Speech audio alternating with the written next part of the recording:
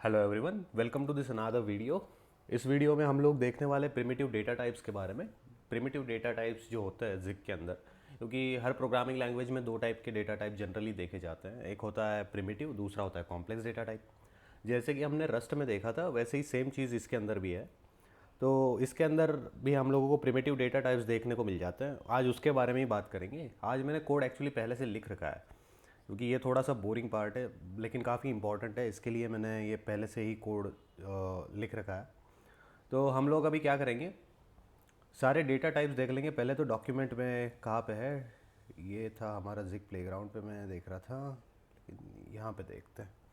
ठीक है, तो ये हम लोगों को मिल जाते हैं यहाँ पे डेटा टाइप्स। डेटा टाइप के अंदर देखो तुम, जैसे कि इन्होंने हर टाइप का सी इक्विवेलेंट लिख रखा है। क्यों लिख रखा है उसके बारे में भी बात करेंगे, ठीक है। क्योंकि काफ़ी बार जिग को सी से कंपेयर किया जाता है, उसके बारे में भी बात हो जाएगी आज।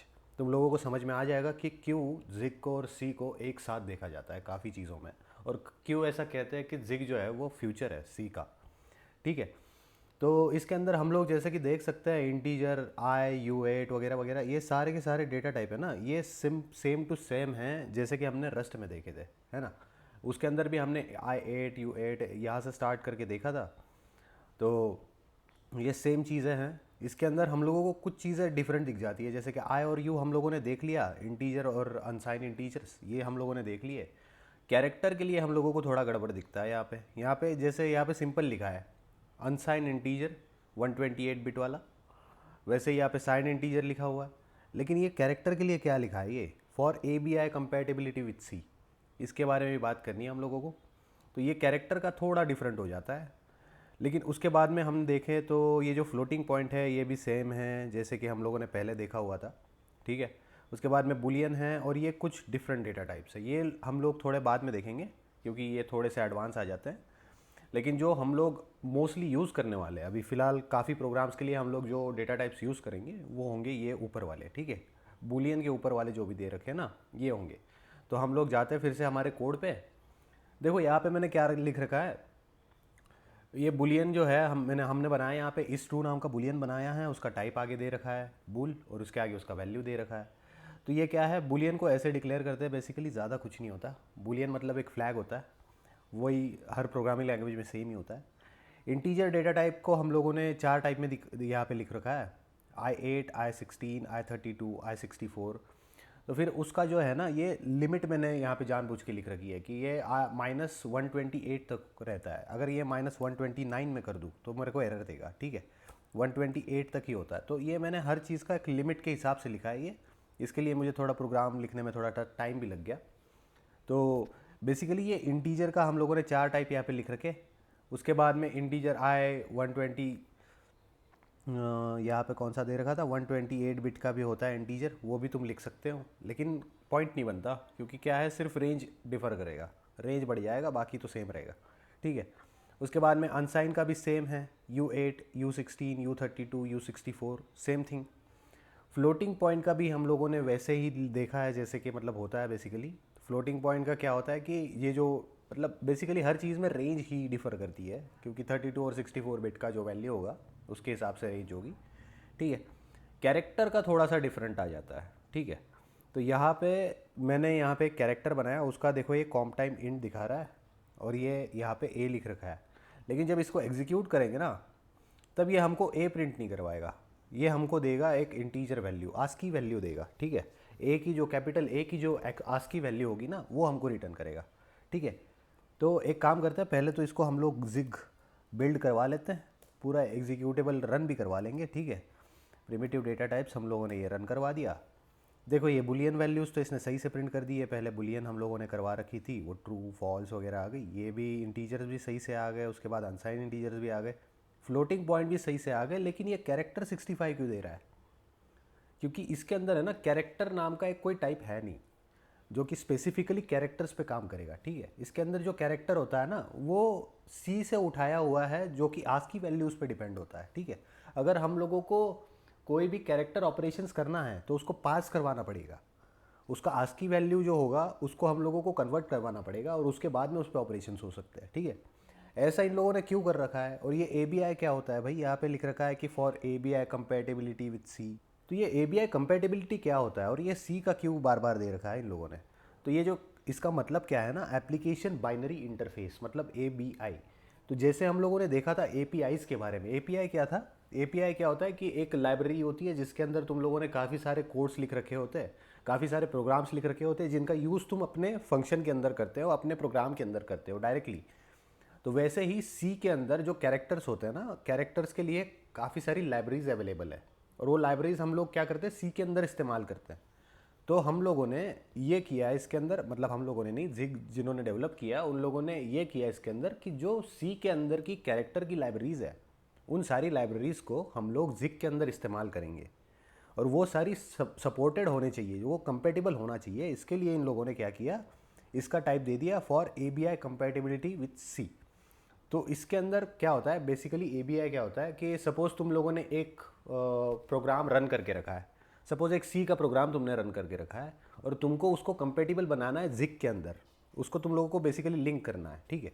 वो जो प्रोग्राम है सी का वो जिग के अंदर इस्तेमाल होना चाहिए, ऐसे तुम लोगों को बनाना है। तो उसके लिए ABI आता है। ABI मतलब क्या, binary interface, application binary interface. तो वो जो उसका बाइनरी एग्जीक्यूटेबल फाइल जनरेट होगा ना, वो कंपेटिबल होगा जी के वर्जन के साथ, जी के अंदर वो जिग के अंदर वो सॉरी एग्जीक्यूट हो जाएगा, उसके अंदर तुम इस्तेमाल कर सकते हो, ठीक है। तो ये होता है बेसिकली ABI का मोटा मोटी कंसेप्ट, कि ABI में तुम जो सी की जो तुम लोगों ने लिख रखी है लाइब्रेरीज, उसका इस्तेमाल कर सको इसके लिए। तो उसकी वजह से हम लोगों को ये कैरेक्टर थोड़ा सा अजीब देखने मिलता है जिग के अंदर, लेकिन उसको भी हम आगे जाके थोड़ा सा और डिटेल में देखेंगे कैसे इस्तेमाल करना होता है। फ्लोटिंग पॉइंट्स वगैरह हम लोगों ने अच्छे से देख लिए हैं ऑलरेडी।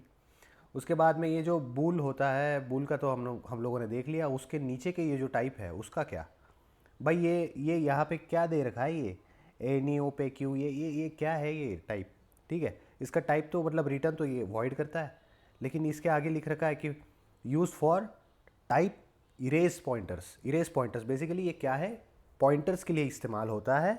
और इरेज पॉइंटर्स मतलब क्या, कि भाई जो डायनामिक डिस्पैच होगा है ना, उसके लिए इस्तेमाल होगा। उसके बाद में जेनेरिक पॉइंटर्स, या फिर if else condition, based on the condition, कि किसी कंडीशन के बेस पे अगर तुम्हें कोई वैल्यू रिटर्न करवानी है तो उस वक्त हम लोगों को ये इस्तेमाल करना होता है। ये थोड़ा सा मतलब इम्पॉर्टेंट भी है, क्योंकि जेनेरिक के अंदर ये हम लोगों को काफ़ी बार देखने को मिलेगा, लेकिन फ़िलहाल इसका प्रिंट वगैरह तो हम लोग कुछ करवा नहीं सकते। जो बेसिकली जो भी वैल्यूज़ हम प्रिंट करवाते हैं, डेटा जिससे खेलते हैं, वो सारी चीज़ें हमने देख ली। उसके बाद में ये जो था ये भी हमने देख लिया कि ये क्या करता है, बेस्ड ऑन द कंडीशन ही हम लोगों को वैल्यूज़ देता है, और ये पॉइंटर टाइप का है। उसके बाद में ये वॉइड जो है, वॉइड तो हमने देख लिया, मेन फंक्शन के साथ इस्तेमाल किया था। नो रिटर्न जो था वो भी ये ब्रेक कंटिन्यू रिटर्न वगैरह, मतलब कोई मतलब नहीं है इसका, ये आगे जाके हम लोग देखने ही वाले हैं, लेकिन फ़िलहाल इसके बारे में बात करके फ़ायदा नहीं। ये टाइप तुम लोगों को याद आ रहा होगा। टाइप जो था ना, कोई भी चीज़ अगर हम इंपोर्ट करते हैं, कोई लाइब्रेरी इंपोर्ट करते हैं, तो उसका बेसिकली टाइप क्या होता है, टाइप होता है उसका, टाइप होता है द टाइप ऑफ टाइप्स, ठीक है। कोई भी वैल्यू अगर इंपोर्ट करोगे, तो हमने हेलो वर्ल्ड का भी प्रोग्राम लिखा था ना, देखो जैसे कि यहाँ पे देखो, ये हमने यहाँ पे इंपोर्ट कर रखा है स्टैंडर्ड लाइब्रेरी, उसका टाइप बन गया, टाइप बन गया, ठीक है। तो ये एनी एरर मतलब एरर कोड है। उसके बाद में ये मतलब हम लोगों ने काफ़ी सारी चीज़ें देख ली। उसके बाद में हम एक चीज़ देखते हैं, ये आई साइज़ और यू साइज़ क्या होता है, क्योंकि यहाँ तक तो चीज़ें सेंस बनाती है ना। 128 बिट यहाँ पे दिखता है, लेकिन ये क्या है, साइन पॉइंटर, साइन इंटीजर। तो बेसिकली ये क्या है ना, ये पॉइंटर्स है। बेस्ड ऑन द आर्किटेक्चर ये काम करेंगे। तुम्हारा जो ऑपरेटिंग सिस्टम है वो 32 बिट का है या 64 बिट का है, उसके हिसाब से पॉइंटर का बनाएंगे ये। क्यों भाई, इसका मतलब क्या है, क्यों ये हमारे आर्किटेक्चर पे डिपेंड होता है, ऐसा तुम सोच रहे हो। तो भाई अगर तुम्हारा 32 बिट का आर्किटेक्चर है ना ऑपरेटिंग सिस्टम का, तो उसके अंदर 4 बिट का पॉइंटर बनता है।